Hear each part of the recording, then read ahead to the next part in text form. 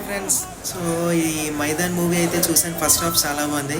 So ఈ first half అంతా కూడా ఈ రాజకీయ కారణాలు ఒక పాయింట్ హైలైట్ చేశారు. నెక్స్ట్ సెకండ్ ఇంపార్టెంట్ థింగ్ ఏంటంటే ఒక స్ట్రాంగ్ ఒలింపిక్స్కి సరిపడా stamina, capabilities, skills and talents ఉండే ఒక టీమ్ని బిల్డ్ చేయడం అనేది, అంటే laying solid foundation for team అనమాట.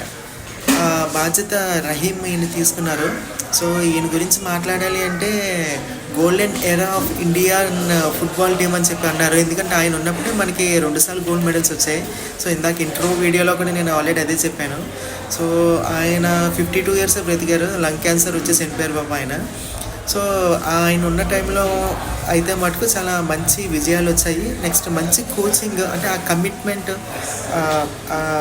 హార్డ్ వర్కింగ్ నేచర్, సిన్సియారిటీ అంతా కూడా ఒక కోచ్ టీమ్కి ఎంత ఇంపార్టెంట్ అనేది ఫస్ట్ హాఫ్ అంతా చూపించారు. So second half